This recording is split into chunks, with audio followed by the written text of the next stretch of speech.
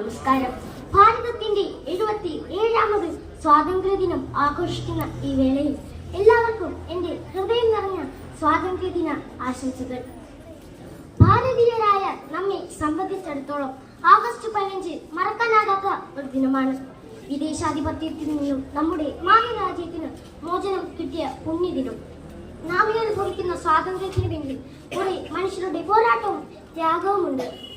എന്റെ ജീവിതമാണ് എന്റെ സന്ദേശം എന്ന് പറയുകയും സ്വന്തം ജീവിതം സന്ദേശമാക്കുകയും ചെയ്ത മഹാത്മാഗാന്ധിജിയും നിങ്ങൾ എനിക്ക് രക്തം തരൂ, ഞാൻ നിങ്ങൾക്ക് സ്വാതന്ത്ര്യം തരാം എന്ന് പറഞ്ഞ സുഭാഷ് ചന്ദ്രബോസും തുടങ്ങിയ നിരവധി മഹാത്മാക്കളുടെ ജീവത്യാഗമാണ് നാം അനുഭവിക്കുന്ന സ്വാതന്ത്ര്യം.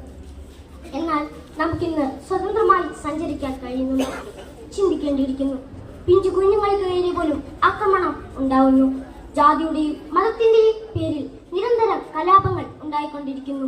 വിദ്യാലയങ്ങൾ ലഹരി കേന്ദ്രങ്ങളും കലാപഭൂമികളും ആയി മാറുന്നു. ഇതാണോ ധീരദേശാഭിമാനികൾ അവരുടെ ജീവൻ കൊടുത്തു നേടിയെടുത്ത സ്വാതന്ത്ര്യം? ഒരിക്കലുമല്ല. എല്ലാ ഭാരതീയരും സഹോദരന്മാരായി ജാതിയുടെയും മതത്തിന്റെയും അതിർവരമ്പുകളില്ലാത്ത പരസ്പരം സ്നേഹിക്കുകയും ബഹുമാനിക്കുകയും ചെയ്യുന്ന ജനങ്ങൾ നിറഞ്ഞ ഒരു ഇന്ത്യ.